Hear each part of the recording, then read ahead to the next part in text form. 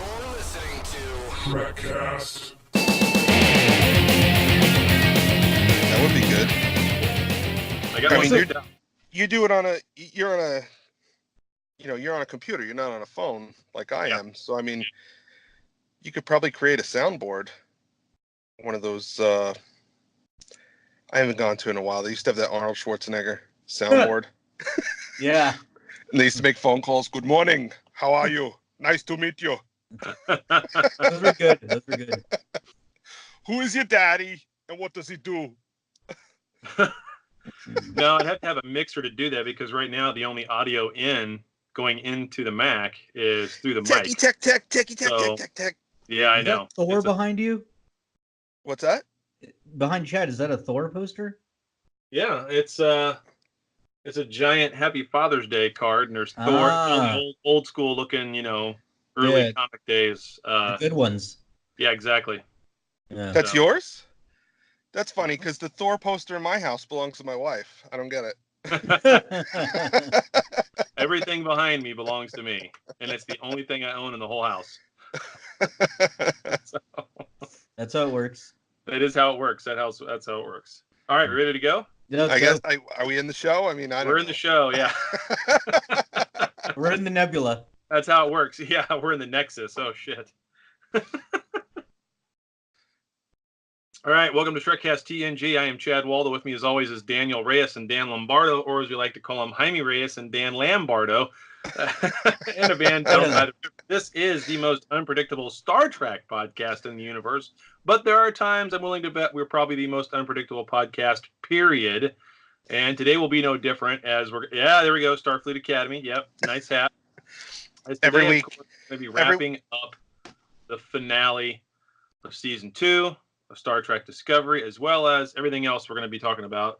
So, guys, let's get right into it. Man, we got a lot to talk about in the show. We do. So, was there a new episode of the Orville this week? There was. I didn't watch it, and I don't know about you guys, but maybe we'll skip the Orville this week and just concentrate on Discovery, being that it was a season finale. Yeah, that's what I think. But next week is the season finale of the Orville. Oh. There's only one more show. So okay. So it's going to be on a hiatus, and we're not going to have a show next weekend. Well, should we come back and do that show, and that way then we go on? Should we come back next week and then just finish the Orville, and then we'll go on hiatus? Yeah, that works. We can, except I'm going to be out of town Friday and Saturday, so we'll work that out. We'll figure it out. Okay. Yeah. But we'll announce it in the group. Yep. Fair enough. So should I start the news? Yeah, go right for it. All right. So our first news story comes to us from TrekMovie.com, and the headline reads: Alex Kurtzman confirms Star Trek Discovery Season 3 destination and hears fans on Pike series. So this is a pretty lengthy interview that Kurtzman did with the Hollywood Reporter that Trek Movie is just kind of piggybacking off of. And they talk a little bit about what's coming up for Season 3. Well, it got canceled, I thought. It did. It did in the future. So Season 3 will take place in the year 950 years from where Discovery was. So okay. The whole season will. That's what he said. So that's what he's saying. But I don't know how that works. Yeah. We'll get into that. Yeah. I'll tell you how it doesn't work. So anyway, keep going. Yeah. I know. We don't worry, Dan. You will get to vent. You know what's amazing right now, though? I'm looking at the three of us in the video. You know what's amazing right now? What? We're all pretty? Well, but you know what's even more amazing, Daniel? What? You are the whitest out of the three of us. It's this damn light. Do I do that? Better? I know. It's early. It's early. I couldn't help it. Yeah. I just couldn't help it. It's fine. You know what? I didn't notice because unlike Chad, I don't see color. Órale. Así está, amigo. I only see one color. Greed. So he did also talk about canon and some of the canon problems that people are alluding to. How long was this interview? It was a pretty long interview. But 3 days. I found a good quote. Yeah. I found Excuse me, I'm quote sorry. for him, so I'm gonna play it off my phone. Here's Kurtzman talking about how he feels about canon. No. I don't care. My joke don't go over. I don't care. Everybody, I don't care. So there you go. I hope that clears it up for They're people. unshackled. They're unshackled. Yeah, that's what he says. Yeah, he says by going to the future, they're unshackled from canon. Yeah. So neat. Neat. Uh, Why not just have started there? Okay, whatever. Yeah. They said that the Discovery crew is going to have much bigger problems than Control in the 33rd century. Sure. Whatever. Okay. Yeah. So, yeah. Anyway, go ahead. Yeah. That's Daniel's about to have a hemorrhage. Or Dan, I mean. yeah. Yeah, let's stop. Well, I'm on heart meds. I don't want to put Dan on them too. Yeah. Yeah. The next story comes from Variety, and Star Trek Jean-Luc Picard series adds 3 to the cast. So it's been a while since we've gotten an update on Picard, other than Princess doing the music. Exactly. I can't wait for this new generation with diamonds and pearls. I will give you platinum and pearls. Yes. So 3 new cast members have been added. Allison Pill, Harry Treadaway, and Issa Broanis. Allison Pill's the only one I've heard of before. Never heard of any of them.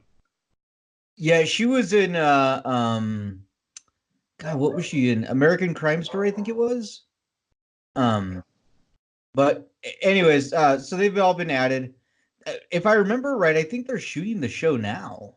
They are, yeah. They already started filming. I saw something in the news here about a week and a half ago where, well, it wasn't this past Monday. It was the Monday before. That was the first day of shooting.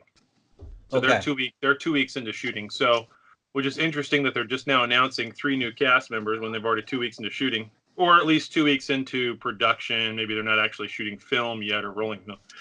Well, they could be shooting, and just because they announce them now doesn't mean those guys haven't been on set for a couple of weeks. True, that's very they're true. Announced, So. Well, they made a post on the Star Trek Picard CBS official Facebook group thing about it the other day. Oh, okay. Those 3 characters anyway, and or 3 additions to the cast anyway. And I was the first person to comment, and I said Picard the 20-somethings. Yeah, no kidding. That's pretty much what it is. So do we have a name for the show yet? No, not yet. Okay. Everybody's just calling it Picard, but my money's on Star Trek Destiny. Yeah, I've seen that kicked around a lot too. Well, they've got the domain already. Oh, do they? Yep, CBS. Okay. Well, then again, they have like 6 or 7 domains that they got all at once, so it could be any one of those, I suppose. But that is the one that seems to be going around the most. Yeah, I don't know. They buy up those domains with no intention of using them. I'm sure if you go to like Star Trek roast beef, they pick that up just to make sure nobody else could use it. That sounds like a great animated series. Star Trek roast beef. Yeah, put it on Cartoon Network during the time of Adult Swim. Anyway. All right. And our last news story comes from space.com, and tickets are now on sale for Star Trek Deep Space Nine documentary, What We Left Behind. So it's going to be one night only in theaters, May 13th, going nationwide. They're using Phantom Events. So if you go to the Phantom Events website, it will be there. Surprisingly enough, it is coming to Idaho. So I checked that. I didn't check your guys' zip codes because I don't know them. But but What are you talking about? We've mailed each other stuff. I don't remember. You went to the post office, Daniel. Come on. Yeah. Well, whatever. So that'll be cool. Like I said, one night only. At least in my area, there's only one showing. It'll all seem to be at 7:00 in the evening. So I'm gonna post this story in the group so people can get their tickets. And there's a link within the story. So there you go. There's two theaters in the Kansas City area that are showing it. Both of them are at 7:00. One's in Lenexa. The other one I think is in Overland Park or Olathe, one of the two. So they're both on the Kansas side. Okay. That's okay. We don't go to that side. No. Well, of the three in my area, 2 are in Washington, in Spokane, and 1 is in Idaho. So yeah. Same thing. So I'll see if I can make it. It's May 13th. I had planned on going to seeing one of these things and trying to get as many people from the area around to kind of go and see it as a group. I don't know. I'll see if I can work that out. May 13th is a busy day, so we'll figure it out. I might even be out of town that day for all I know right now. So right. But, right. Dan, are you going to try and see it in theaters or? I hadn't looked to see if it's being shown in my area. I mean, I'm in New York City for work a couple times a week. So I mean, worst case scenario, I could work late and just see it there before coming home. You think they would have it in New York City? I don't know. I know that I know it goes like Kansas, Idaho, and then New York City. Right. Where they're going to do these things. I hope you can. Yeah. So that's it. That's all for news stories. All right. You know, I'm sure we have some TrekCast listeners in New York City. I mean, I know for a fact we have some in New York City. Yeah. So I'm curious if any of them are getting together to go see it. And if that were the case, I would make arrangements to meet up with some of the crew. Cool. That would be very cool. If we have any listeners here, I would. And you know, while we're on the subject of meetups, you know, everyone, well, most of you should know, we had attempted to do a meetup at the last year's Vegas convention. It didn't work out because of other obligations, and we had loosely planned to do it this coming August, and then, you know, I went and got my wife pregnant. And yeah, she's due basically the week of that convention, so that's not a thing. So we've been discussing some sort of other meetup, trying to figure out maybe a destination or an event that you know, might be a good substitute for the Las Vegas convention, something occurring before August. So if any of you guys out there have an idea of you know, something going on or a cool Trek related place to visit that, you know, maybe the three of us could meet up for a weekend, you know, send us your suggestions. I'd love to hear it. Yeah, I'd love to hear that too. Yep, that'd be cool. Yeah. Do we have any feedback? I don't have anything in the Chad is wrong email. Well, I do have an email over there, but that's something we'll have to save for a little while down the road. That's a big one, but we'll save it. Yeah. So no, nothing else over there, although we do have another donation that came to the coffee account. Daniel, you were telling me about that. Yeah. I don't have it up. I thought you had it. Okay. Sorry. Yeah, no, I'll pull it up. It's fine. I have it right here. Do we have to sing something or they just No, we don't. This one's it was a nice message. It was a nice message. Yeah, it was really nice. So surprisingly. Yeah, from John Hendry. And he says 3 coffees for 3 good guys. Cheers. So I could have guessed John was from over there in the UK from the last name Hendry, but then he says cheers. So maybe he's from Australia. I don't know, but Hendry sounds British to me. So they say cheers in Canada as well. Yeah, or you know, he was sitting at a bar and sent it from his phone. Right. Same. Yeah. Yeah, I'm not drinking this morning. It's not 10 o'clock yet, so I'm having my coffee. I have 2 different teas with me. I have a chai tea and a fruity tea. You're back on the liquid? No. We're changing things up a little bit. It's mostly liquid diet. I get 1 meal a day. It's the Slim Fast diet. Yeah. So that's a little more sustainable. Yeah. Well, after 24 days of not eating, I can handle just 1 meal a day. I think so. Yeah. Well, cool. Yeah. All right. Well, that's it for feedback. Let's go on. Now we're in the topic. God, that was a great episode of Star Wars, wasn't it? It was not Star Trek. It was not Star Wars, but it was Battlestar Galactica. Yeah, it was Battlestar Galactica. It was also Eva from WALL-E on the outside of the saucer section there for a while. I thought Astromechs? I thought those were Astromechs. I thought those were prequel trilogy R2 units. Is what Yeah. they were. There you go. Woo! Yeah, we should let's cover the episode and then we'll rip it apart. Do we have that- to? Yeah. Kind of. Let's discover our feelings, Dan. Oh man, they did it again too. Yeah. I they thought did. they'd have that out of the way. But anyway, okay, so I mean, basically, we get a 90-minute episode where 45 minutes of the 90 minutes is space battle. Things blowing up, large rock chunks suddenly on the bridge of the Enterprise. Which let me just cut in for a minute. Yeah, Looked amazing. yeah, it did. Yeah. I mean, it it did was look great. fun. It was fun to watch. It was fun to look at. It was beautiful to watch. I mean, those were motion picture quality special effects on the small screen. Well, that's one thing about I Discovery. just didn't know what it was doing there. Yeah, yeah.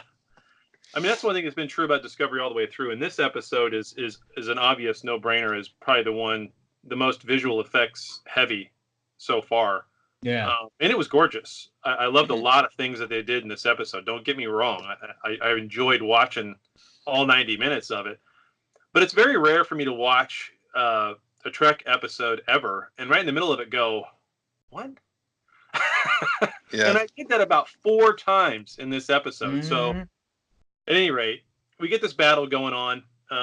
They're trying to put together the suit as fast as possible, which that was kind of a cool scene, seeing how they, 3D print, replicate whatever stuff super fast, and they're trying to weld it together, and there's a bunch of people working together at the same time while they're under fire. Yeah, that's something you never really seen before. Like, no, not really. That intense, you know? Yeah, it was kind of cool. It was kind of cool to watch that. It was interesting how they handled all of that. Yeah, how they all work together and all that. That was interesting. Yeah, that was cool. I did enjoy that. So, but all that's going on at the same time as you've got Pike and Number 1 with Admiral Cornwell trying to fend off 31 Section 31 ships. And, of course, we get this scene where I told you guys about a week ago, a little over a week ago now, or maybe it was a week ago. Anyway, the number of shuttlecraft, worker bees, and whatever those little round, squiggly-looking things that kept flipping around, on their axes was. There's just sticks too with many. guns. There's too many of them, and then they went and upped that and made it worse by all of a sudden having 1,000 little drones automatically pop off of all the Section 31 ships. Now you've got. And then you get the scene where you've got everybody starting to fire now, and you've got a line of barrage, just like Battlestar Galactica, in front of and around all the ships. And at that moment, my thought was, well, this isn't going to last very long. There are two Starfleet ships against 30 Section 1 ships. Section 31. Section 31 ships. How long? How the hell is that a 45-minute battle? Or 90-minute battle. I mean, the battle takes shields. Yeah, shields. There's no way. There's 31 ships for crying out loud, and they're not underpowered. Right. These are top of the line, more advanced than everybody. They got cloaks. I mean, what the heck? They're prototypes basically. Yeah. How in the hell does 30 ships not outpower 2 in any way, shape, or form? Unless they're Cardassian ships. I mean, then I'd understand, but but it just that didn't make any sense. The battle lasts the whole damn episode. We see 45 minutes. But the other 45 minutes is we have feelings going on during the battle, but gotta have time for our feelings, yo. I guess, but I mean, anyway, I really thought that the thing that went and sliced into the saucer section of the Enterprise was one of those drones that was launched from the 31 ship. But oh no, it's a torpedo that didn't explode. How big of a freaking thing is a torpedo? That thing is gigantic. That is not. That looks huge. Well, I guess it looks bigger from the outside than it does on the inside. So here we are in the magic hall of mirrors. You look at it from the outside, it looks gigantic, but when you're on the inside, it's no bigger than a person. Well, it's about the size of a casket. Yeah, exactly. Yeah. I stood next to one in Las Vegas. Yeah. And okay. It's exactly that size. It's the size of right. When they put Spock in there and shot him out into space, that's how big it is. Or when they put the augments in it in Star Trek Into Darkness. Anyway, we won't talk about that. So The good one. I'm not familiar with that movie.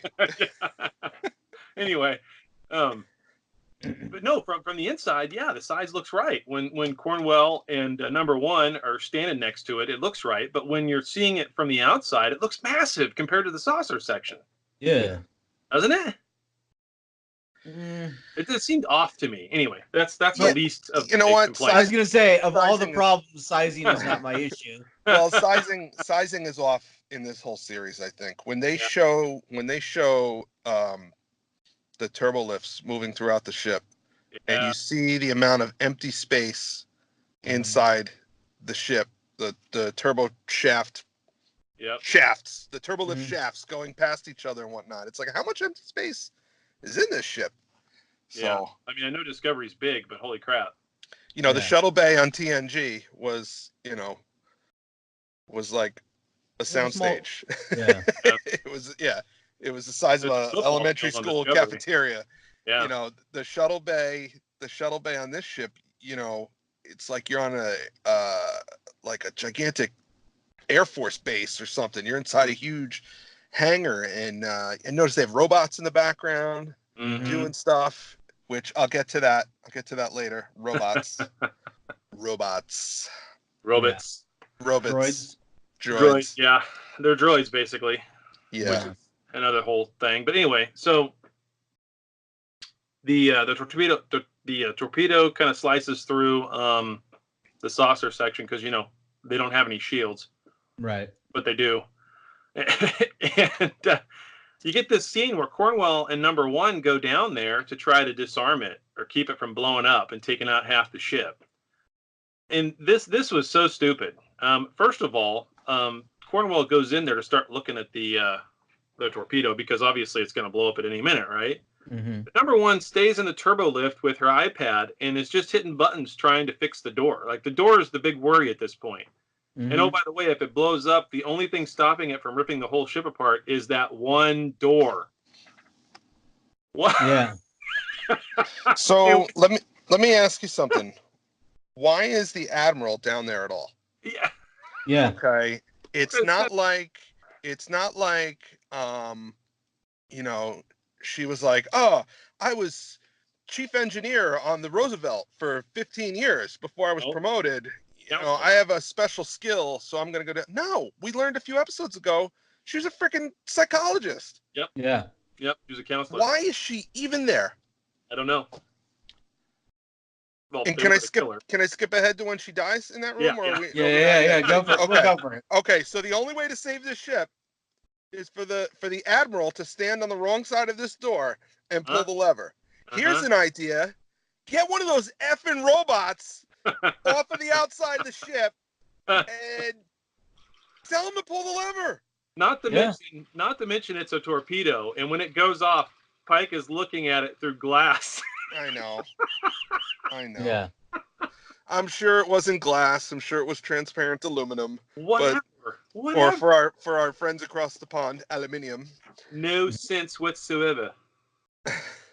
Anyway, so getting back to everything else that's going on, we get the scene where Michael is finally putting on the suit, because everything else, I mean, really, there's three major things that happen. Okay, Michael makes the jump. All right, great. She makes two jumps. They get the suit put together. We got the battle going on, and oh, by the way, a whole new wild-looking Klingon ship jumps in with Chancellor L'Oreal, and they just ram right through a couple of Section 31 ships. Yeah. And then, of course, we get the ball showing up, but it's not the ball; it's the Kelpians inside these little shuttles. So more shuttles. Did they kill the Baul? I don't know. They just took the shuttles. Yeah. Yeah. So they went from a Stone Age level society to spacefaring species in a matter of episodes. Yeah. And they know how to fly the ships, and of course it's got to be Saru's sister, and they get this little heart. Hey, we're gonna stop for a minute while people are shooting at you, and we're gonna have a chat. So that's what happens this whole episode. Is every once in a while we stop right in the middle of things blowing up in the background, and droids whizzing by. We get people expressing their feelings because it's an important time to do that right now. Always. So anyway, I mean, those are the three major things that have. Of course, the D7s come in. I wanted more shots of the D7s. Those things looked pretty damn cool. They did. They were firing awfully fast for a D7, but that's okay. I'm all right with that. Least of my problems. Exactly. Hey, refresh my memory. Doesn't the rest of the Klingon Empire think that Ash is dead? Yeah, but he's standing there on the ship with her. Yeah. That was supposed to be a secret. So it's not a Yeah. secret anymore. Nope. So, yep. Now, maybe the only people that know he's alive are the people that are standing there on the bridge, but, when she goes ahead and screams fleet-wide, today is a good day to die, and he chimes in with it, they can all hear his voice. So, Because Klingons are famous for keeping secrets. Yeah, exactly. So, well, time crystals, they kept that secret. Apparently. So let's just skip right into, okay, battles, big battles. Now we've got droids that pop out of the saucer section to try to do what for when the torpedo goes off? Repair it instantly, shield it, brace it. What are those droids that pop out doing? They look like Eva from Wall-E. But I'm not. Jordy could use those things, man. Yeah, I don't. Yeah. Well, here it's another dump they took on canon. Okay, because in the 24th century, you got this scientist, this engineer that comes on the Enterprise, and she's got her exocomp, this brand new thing, which this is a little robot, and it can perform engineering feats, and we can send it into a place that a human engineer couldn't go, and it's a great new idea, and blah blah blah blah blah. No, apparently not. It was around 100 years ago. 100 years ago. Yeah. Yeah, it's And very 100 effective, years. apparently. Effective enough to just push a button, order it, and they go. Which, look, I understand that technology is different today than what it was in 1969, as well as what it was in 1989. Okay? I understand that. I get all that. Things are going to look different. Things are going to feel different.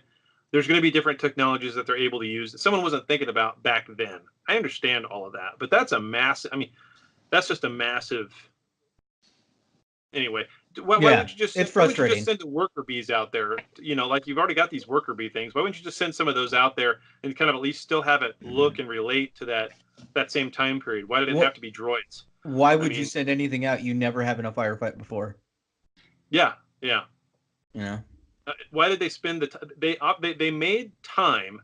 Not only did they spend time coming up with the idea, they spent time writing it into the script, and then they spent time doing the CGI for it. And it was a full, it was that. It was a burp. It was a full 30 seconds. It was a full 30 seconds of concept artists had to come up with ideas. Yeah. Well, that's the other thing is it was not an integral part of the story. Not at all. Even if they went back right now and cut that 30 seconds out of the show, never know. You would never know. It would have zero effect on the story. So why? Why did they do it? I don't know, man. Because it's cool. Sure. The millennials will like it or something. I don't know. Yeah, but not to beat this dead horse. If this let's show beat it. If this show was set in the 25th century, none of this would matter. It's not gonna matter now. Season 3. No, it's not gonna matter now. So. Yeah, but the damage is done. Oh, I know. Yeah. Well, you can look at it. I'm sure someone in CBS who's counting the money is looking at it saying the damage is not done. We've made some good money off this thing. We brought a lot of people into the fold that were not Star Trek fans to begin with, don't care about what happened in the previous series. This is an all new thing. And guess what? Now that everybody wants Pike and Ethan Peck, Spock and Pike back on that shiny Enterprise with all their cool shit, that's probably what's going to happen. Is we're going to get some sort of short trek out of it. Look at the amount of time and money they spent in the last couple of episodes on the Enterprise. The sets, there's multiple sets that they had to make. There's not just the CGI from the outside, but the CGI from the inside. I read somewhere that they have 47 different CGI screens on that bridge, the Enterprise bridge. Honestly, every new thing they threw in is just more product for them to sell later. They can sell us the astromechs. They can sell us the little sticks with guns that fly around. Droids. Yeah, whatever those. Where did those come from? I don't even know, I haven't seen those the entire season, and I've seen them before. Now I understood there was the ones that kind of spun around a whole bunch real fast. Yeah. In episode 1, when they were going down to the asteroid, I didn't understand what the point of them spinning was, other than it looked cool. No. So we've seen those. We've seen the worker bees. We've seen their shuttlecraft, which frankly those are pretty sweet looking. They're kind of black and red. That's nice. I like that. Yeah, those fighter jets were great. They're missing flames, but in the Rebel insignia, but they're close. So they're close. Like they actually look an awful lot like Poe's TIE fighter. Anyway, so color wise. Anyway, you mean X-wing? He doesn't have a TIE X-wing. That's what I mean. Whatever. It's good. It's a good thing you're here, Daniel. I know, indeed. Yeah. And I'm the one who's up really early. Yeah, I know. No. Anyway, so you can tell I'm a Star Trek fan, not a Star Wars fan. I mean, I'm a Star Wars fan, but not. Anyway. Then you got these weird little things that look like they were. It looked like they were molded, from like some 1990, early 90s, like True Space 3D, some modeling program where it just does a mesh with the NURBS and splines and makes everything smooth and rounded. Those white things that kept flipping around. In the circle. Yeah. That's what I mean. The sticks with guns. Yeah, where the hell did those come from? I mean, anyway, and there's again, I said this before, and I hope everybody understands what I was saying and they saw it in this episode. There are way too many shuttlecraft and little worker bees and everything else out there around these two ships. Way too many. If you're zoomed way out, where you can see the two ships, Discovery and Enterprise, and 30 Section 31 ships surrounding them, and there's like this mesh sparkly cloud around them because there's so many of them. That's too freaking many. Nowhere to put all those inside those ships. They've basically reimagined the Enterprise as not a battleship, but an aircraft carrier. Yeah. That's the way I was looking at it. Yeah. Yep. I bet we get lightsabers next season. Well, 950 years into the future. Why not? So let's talk about that. So Spock and Michael Burnham get far enough away from the battle. I don't know why they had to get so far away to open up the wormhole, but I guess so that the Section 31 ships couldn't go through. But then again, they were surrounding them, so I'm not sure how they got through that, other than going up or down, because obviously Control doesn't understand three-dimensional space. Yeah, that was a fun one. Yeah. Anyway, but somehow they're far enough away, and yet there's this giant hunk of metal that's just they can land on. I'm going to open a wormhole from a standing platform. Anyway, we get a lot of emotions there, back and forth between the two of them.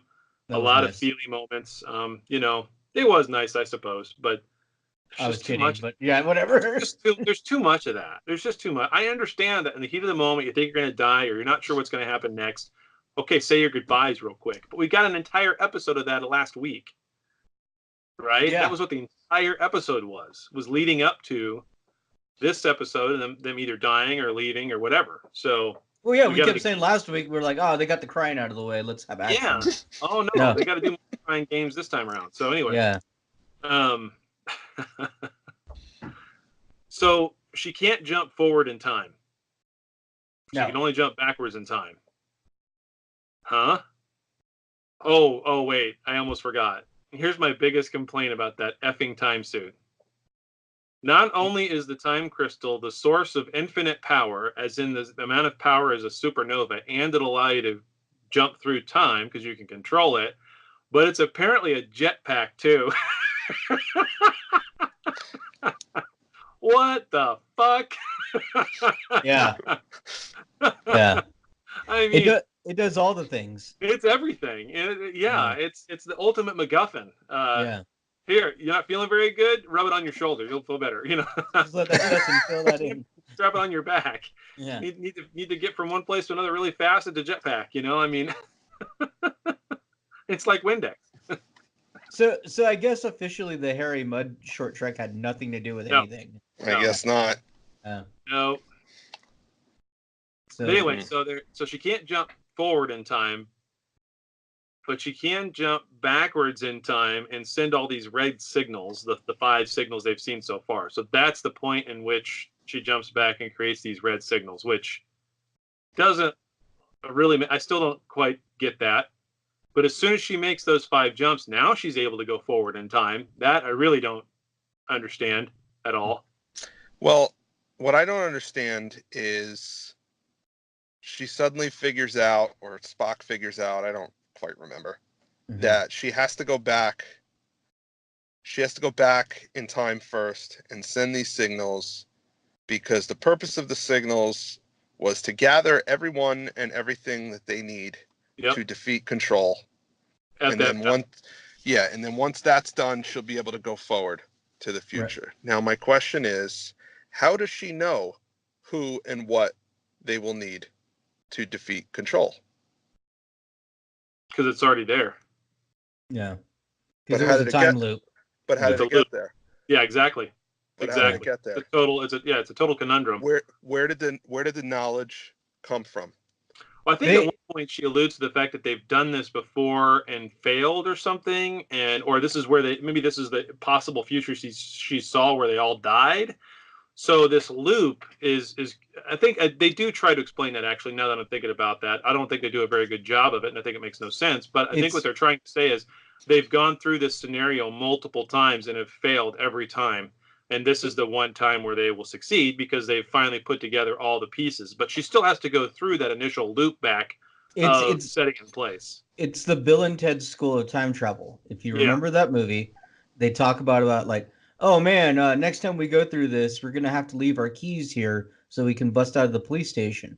And then literally they turn their heads and there's the keys. It's the exact same thing. Yep. Yeah, but you never saw the conversation. It's as if that happened without seeing the conversation where they say we have to leave our keys here because we're going to need our keys. Exactly. You know, when they don't show her discovering what she's going to need and then taking the steps to provide those things. And when they format it this way, it looks like that, an idea can't come from nothing. This is the same problem with Terminator 2, which is probably the best Terminator movie out of all of them. Okay. For sure. But if you follow the logic, at some point in the future, Miles Bennett Dyson will invent the neural net processor, which will lead to Skynet, which will create the Terminators. Yep. Okay. So they go back in time and they're gonna kill Miles Bennett Dyson so that he won't invent the neural net processor. And they find that he is already studying the neural net processor that was left in 1984 by the previous Terminator. Okay? So, if Miles Bennett Dyson invented the neural net processor, but he got the idea for the neural net processor by studying a neural net processor invented by Miles Bennett Dyson, who came up with the idea? It's a closed loop. He did the first time around. Yeah. There's a first time around. That makes sense to me. This one in Discovery doesn't quite make as much sense, although I kind of get what they were trying to say. They don't explain it very well at all. But I kind of get what they're getting at, but as it being a loop, and she's gone through it multiple times. I think she even says that at one point, that they must have gone through this multiple times. So she does make allusions to that. It all creates a different timeline. Every time you do that, you're in a totally different. Every time you go back and change one little thing, you are in a totally different timeline. You're not in the same one you were in before. It's that's just the way it is. That's simple physics. So, the fact that they've gone through it multiple times and changed things, they're just in different timelines at this point. So it doesn't really matter. I do like the visual effects they did for the scene of her jumping. I mean, it was very Inception-y and also a little bit of a callback to the motion picture. Well, when the Discovery goes through the wormhole, it's definitely a pullback to the motion picture. But her jumps themselves, I thought that was pretty kind of a mix between Inception and Interstellar. For how they made that. I disagree completely. I think they were running out of money at one point, and they said, put the face shield down, turn all the lights out, somebody light a sparkler, wave it in front of her face, and the reflections will be a cool effect. Yeah. And that's what it looked like to me. Yeah, that part wasn't the greatest, but the rest of it, the rest of it was okay. I thought it was cool. But the sparkler part was kind of, and her screaming, I'm not sure why. Is it painful? I don't know. Next time I go through a wormhole, I'll let you know. Yeah, let me know. So that part didn't make sense either. Yeah. Her screaming. I just, yeah. I'm getting angry now. So I know. So let it out, man. This is what we're here for. Exactly. We don't really know. Let's share our feelings. Yeah, exactly. I mean, we're gonna share our feelings for 45 minutes like they did. Why not? Yeah. we don't really know what happens to Discovery. We get an idea that they jumped 950 years into the future, and they're going to the planet that was in the second or third episode, New Eden. Yeah. I forget the name of that planet, but Terrelysium. That's where they're trying to go anyway. Is Terrelysium. And of course, when they go, it'll be a very different looking universe than the one that her mom is supposedly in, where there's no life anymore because they defeated Control. So this creates the next little conundrum that I want to ask. They defeated Control.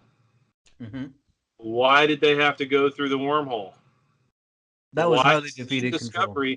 Why send Discovery that far into the future if Control is dead and all the ships shut down and Leland, who apparently is the only version of Control, kind of like a Borg queen, you kill the Borg queen and now all the drones stop. Well, that's what happened with Leland. I'm not sure where they came up with that or why that's like there's not more than one copy of him. I don't understand.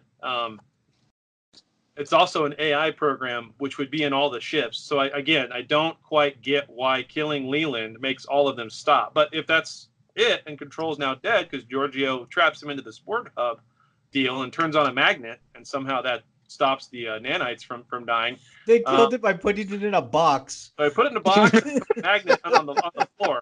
Yeah. Big supercomputer. Hey, let's put it in a box. And turn a magnet on, and that kills it. But somehow, if that's how you kill Control, then again, why do you have to go? Why do you have to put Discovery through a wormhole if you just destroyed Control? Yeah. What's the... Right. You're done at that point. Well, remember the soundbite from Kurtzman. He just doesn't care. Anyway. Yeah. So they jump forward. We don't really know what happens to him. We won't know what happens to him until sometime in January of next year? Yeah, something like that. Something like that. I mean, it's going to be a while, but that's okay.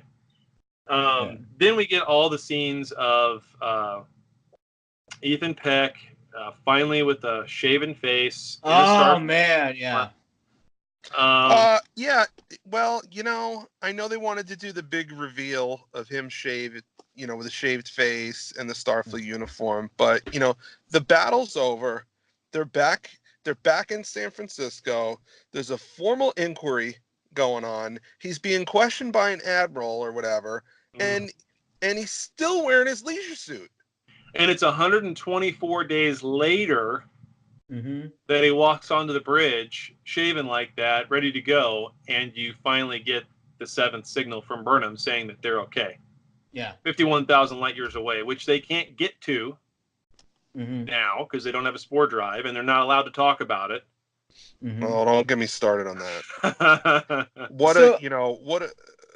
Go ahead, Daniel.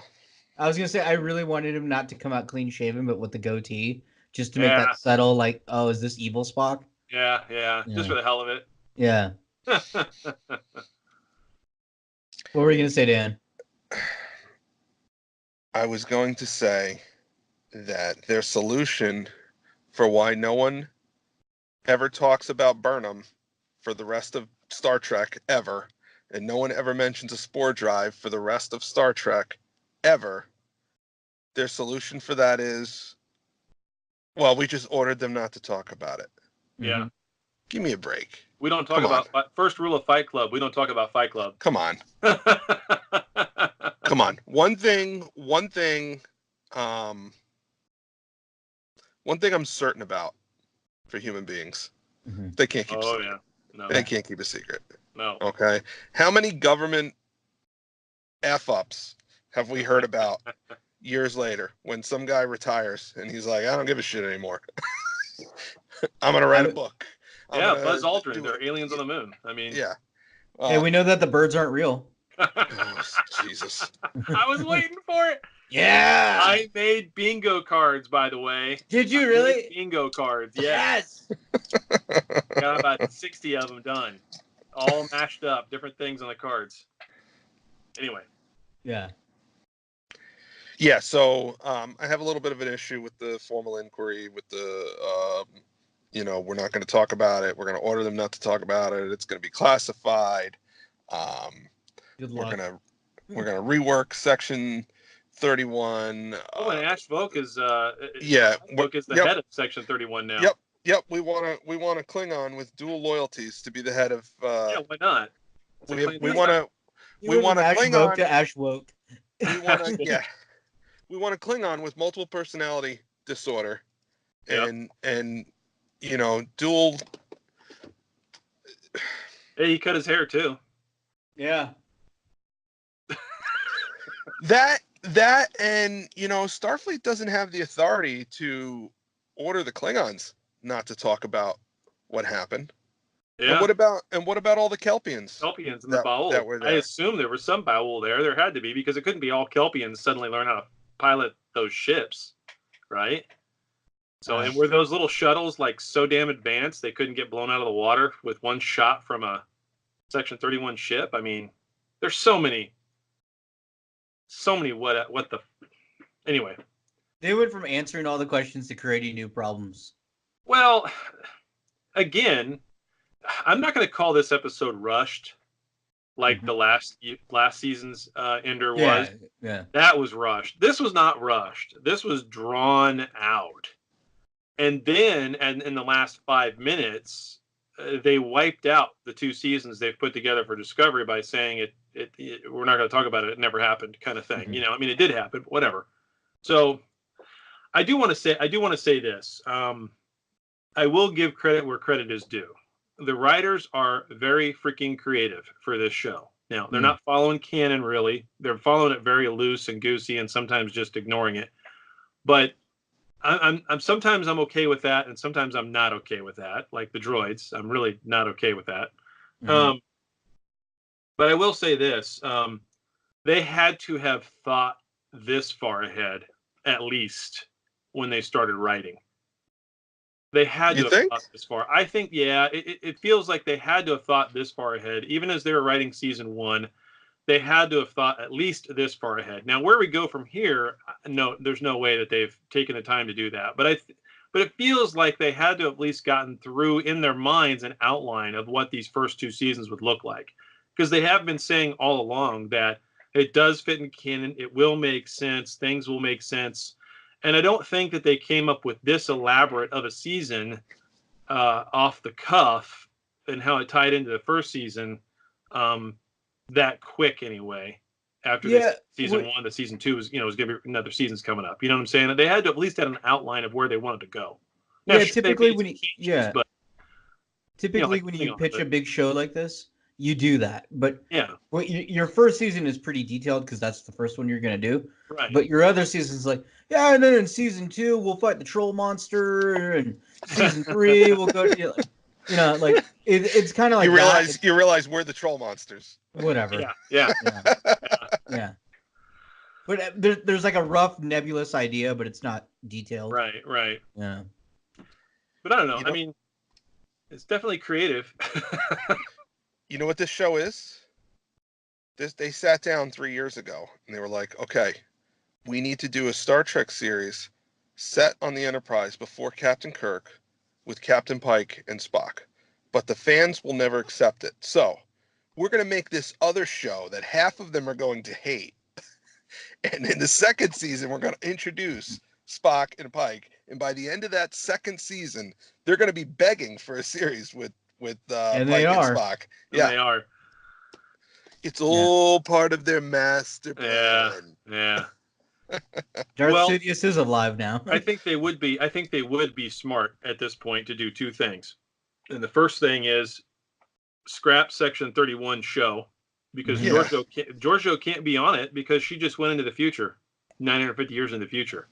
So if you spend season 3 of Discovery 950 years into the future and they don't come back during that season, then how the hell does Michelle Yeoh suddenly show up as being in a Section 31 show, right? And I don't care how many people are going to yell at me for this one, but I don't want to watch a Section 31 show where Tyvoke is the main character.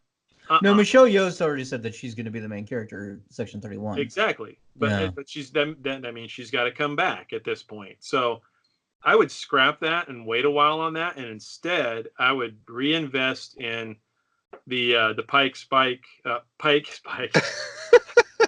and Spock on the Enterprise with number 1. Bring all those people back and give them a give them at the very least make a couple of short treks or something. But what I would love, what would be best, is just to make a damn series where it's just like the original series, where every show is something new. They're going somewhere new. They're discovering different things. They're That going would to be new great. places. It's like a 5-year voyage, I would watch the hell out of that show. Yep. I really would. Well, And I think, Anson Mount said they've he's set it up. Yeah. And I think they've set it up. They've set it up pretty good in that they've added a new element to the show. Pike would be running around the universe, having these adventures, all the while knowing some point in the near future, I'm going to have this horrible accident. Yeah. And he knows his ultimate fate, and that has to affect the way a person will react to different situations. So I would definitely be up for that. Mm-hmm. Yep. Then it doesn't even have to be anything that's long and drawn out, just a couple seasons. You can't really have it too long because at some point it's going to die. So, but that would be kind of the ultimate, when is it going to happen?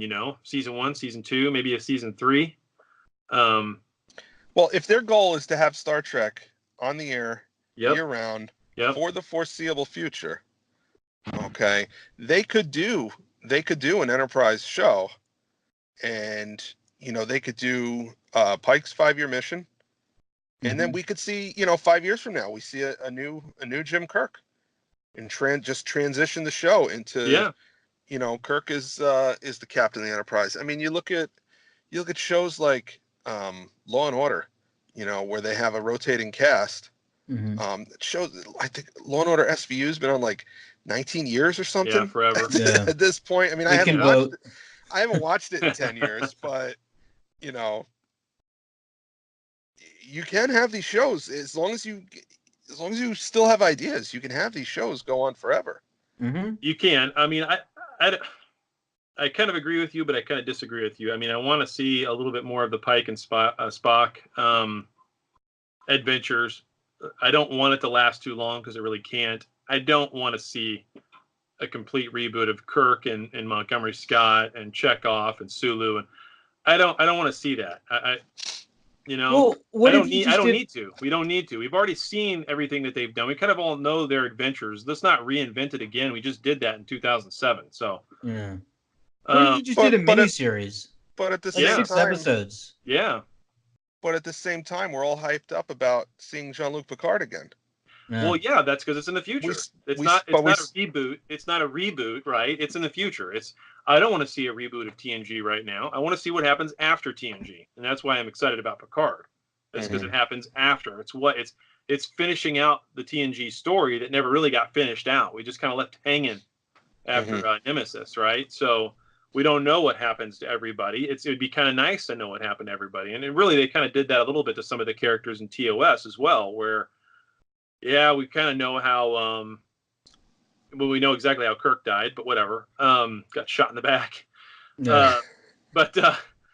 We finally didn't. We didn't know how Scotty died until I forget where in TNG season 2, season 3 in TNG when they find him on that Dyson sphere, stuck in the transporter for 150 years or whatever it was. So that's where Montgomery winds up, and of course we see bones, but we don't know anything about Uhura. We kind of heard a little bit about Sulu becoming a captain, but not really where he goes, and everybody just forgets about poor Walter Koenig. So, I kind of want to see where the rest of the TNG crew goes, and hopefully we get a little bit of background knowledge of that in Picard because it's in the future.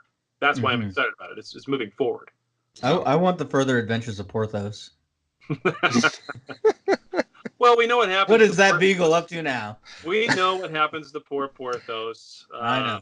Montgomery Scott kills him in a transporter accident. He beams his prized beagle away. That's right. So anyway, Porthos in the Search for Cheese. I'd watch that show. Well, maybe they'll put that into one of the animated shows they've got coming up. Either the kids Couldn't be any worse. Yeah. So I don't know. Yeah. All right, so is that it for the recap of that episode? Do we want to talk about the whole season as a whole and where it's going from here? What our thoughts are, our speculation as far as season 3 goes? Yeah, I got my reaction. So okay. season two of Discovery,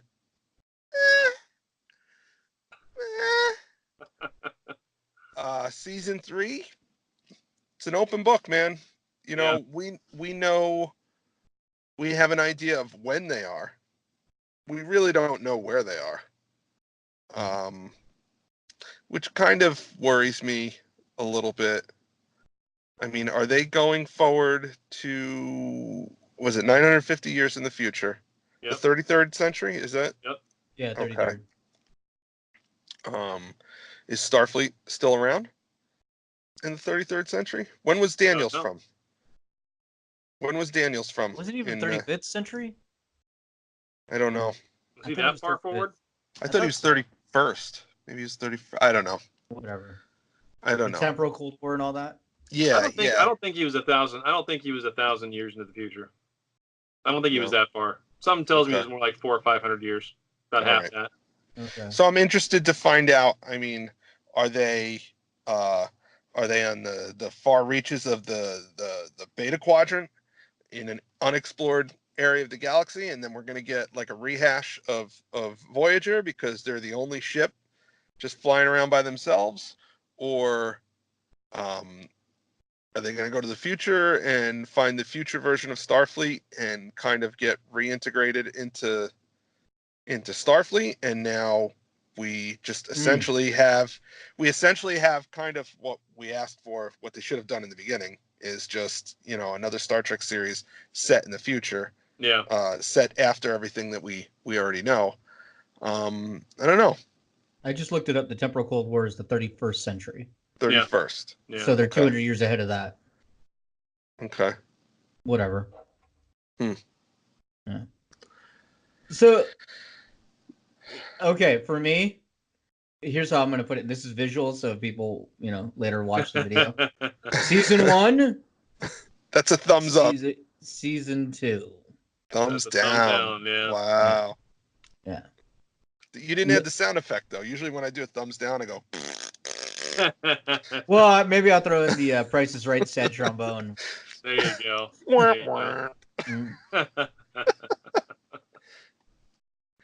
But yeah, I don't know. Overall, again, kind of.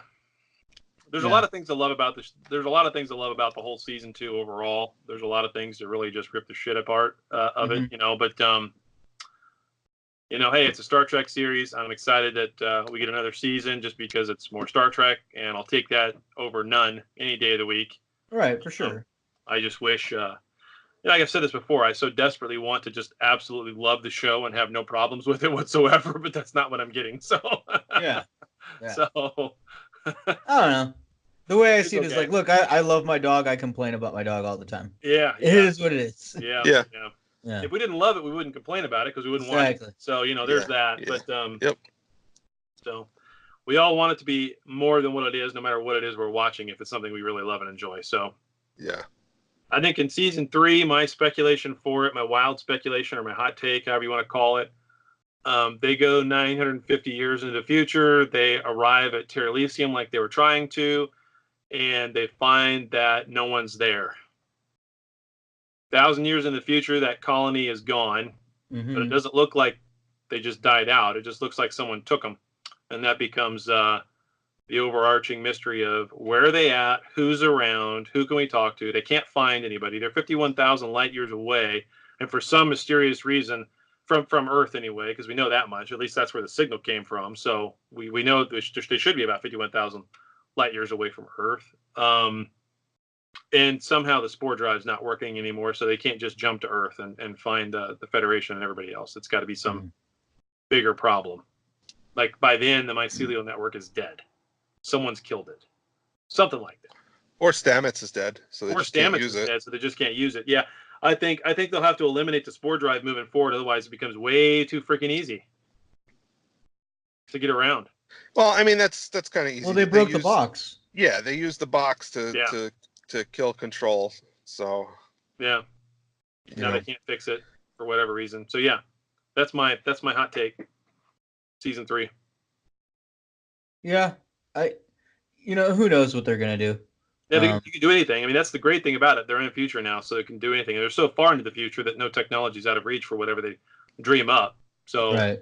One might even say they are They are unshackled. Yeah, one might Indeed. even say. Yep. They are Finally. They are not restricted Finally. by canon anymore. Yeah, Mhm. they went far enough into the future. You can't complain about it being non-canon, Yeah. which is what they should have done to start with. But hey, Do you think they run into Data before you mean? or whatever? Yeah, in the future. No, I think they run into the Borg. I don't think the Borg are going to go extinct. Yeah. So they'll get to reimagine a futuristic-looking Borg and what that looks like. Oh, that'll be kind of cool. Yeah, that'd be kind of cool. They look like I Leland. bet that'll look really good. They look like Leland. Yeah. Yeah, they look like Leland. Yeah. No. Well, but is the human figure is the human figure perfection? I mean, that's what the Borg's always going after is I perfection. mean, I've seen some girls on the internet, but you know. Have you, Daniel? I'm just saying. Well, in Star Trek canon, yes, the humanoid form is perfection, and that's why all of these different races look humanoid. evolved roughly the same way: 2 arms, 2 legs. Yeah. Yeah.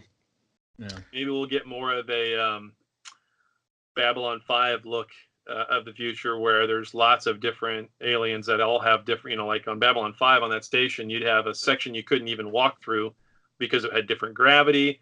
For those species who needed heavier gravity, they had different environments, and so you were putting on a mask or a grav suit to go and talk in there. And some alien species were gaseous, others were silicon rock-looking structures. I mean, they kind of went all over the place with that. So Yeah. like the Horta looked like The food I had last night made me gaseous. a. Sorry, that's too easy. Anyway. Yeah. All right. I think that's it. Yeah, that's I think it. that is it. We went through that pretty quick, actually. This is a short show. We did it. We did it. High five. We made Yeah. it. We made it. High We made five. it to the end. We made it to the end. We made it all the way through. Really, So you guys, you just yeah, leave it hanging? boom. There we go. Thank you. Oh, high five. There it is. Yeah. So, sorry. So, okay. So with that said, we're going to try to come back next week to wrap up the Orville's last 2 seasons. Or last 2 episodes anyway for season 2. I have not watched Thursday night's episode yet. Nor did I. Now that I've cut the cable thing and I'm on Hulu for it, I don't even get the show until sometime Friday night, Saturday morning. So I get them the next day. weird timing. Yeah. Well, I looked Friday at some point. I was working from home yesterday since it's Good Friday, and I looked around 1, 2 o'clock in the afternoon, and it wasn't up on Hulu yet for me for some reason. Oh, that's weird. So, yeah, it is weird. It seems delayed for me for some. I don't know what the deal is, but anyway. It's normally up the next morning for me. Yeah, you would think so, Yeah. but at any rate, we'll watch those 2 episodes. We'll talk about that in our next show, and then moving forward, we'll get back to a regular cadence every other week. Bi-weekly. Right? Yeah, bi-weekly. That'll feel weird not doing a show every week. Weird. Yeah, it'll feel weird first. So we got lots of topics coming up, lots of different things we're going to cover. Got some surprises planned. We got some big surprises planned. Yeah, so that'll be kind of nice. Indeed. Yep. it'll be Dan pretty- smile. Dan's so excited. Yeah. Yep, that's pretty cool. That's gonna be awesome. So, all right. I guess that's it, gentlemen. All right. All right. Bye. See you guys next. Well, there you have it, another episode in the can. Check us out at trekcast.com. Also, if you would, please subscribe to us via iTunes. Leave those reviews, subscribe to us, we'll get some numbers, get up the list, get more listeners, do more shows, have more fun. But for now, we're all done. So live long and prosper, and we'll see you next week.